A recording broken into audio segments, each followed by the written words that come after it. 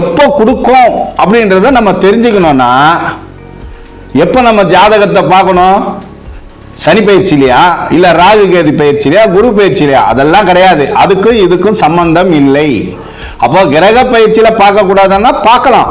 அதெல்லாம் ஒரு 20% 30% வரைக்கும் தான் தனிப்பட்ட ஒரு மனிதனுடைய ஜாதகத்துக்கு சப்போர்ட் பண்ணும். அது பொது பலன். நீங்க டிவியில பார்க்கறது, நியூஸ்ல பார்க்கறது, புக்ல பார்க்கறது, இது நம்ம கேலண்டர்ல வீட்டில் இருக்கிற ராசி பலனை படிச்சுட்டு போறது, இது எல்லாமே பொது பலன் உங்களுக்காக. உதாரணமா உங்க பேர் போட்டு உங்க ராசிக்கு இன்னைக்கு பண வரவுலாம் அதெல்லாம் கிடையாது. அதுல கோடி பேர் இருப்பான்.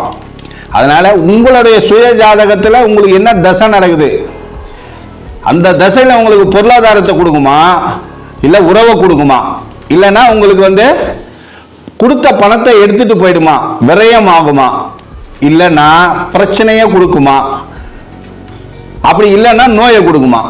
நமக்கு என்னத்துக்கு நம்ம ஜாதகம் எதுக்கு பார்க்குறோம்? சாமி கிட்ட எதுக்கு போகிறோம்? கோவிலுக்கு எதுக்கு போகிறோம்? பணம் கொடு, பொருளை கொடு, வசதியை கொடு, கல்யாணமாகல கல்யாணத்தை கொடு, இதை தான் நம்ம கேட்குறோமே தவிர அதை தாண்டி நம்ம நமக்கு எப்போ உடல் ஆரோக்கியத்தில் நமக்கு கேடு வருதோ, உடலில் எப்போ பிரச்சனை வருதோ அப்போ தான் நம்ம சாமியை வேண்டுறோம், இல்லைன்னா ஹாஸ்பிட்டலுக்கு போகிறோம் இல்லையா? பிரச்சனை வரும்போது தான். அப்போது நமக்கு 2 விஷயம்தான். ஒன்று, நார்மலாக ஒரு லைஃப் போகணும், பிரச்சனை இல்லாமல் போகணும்.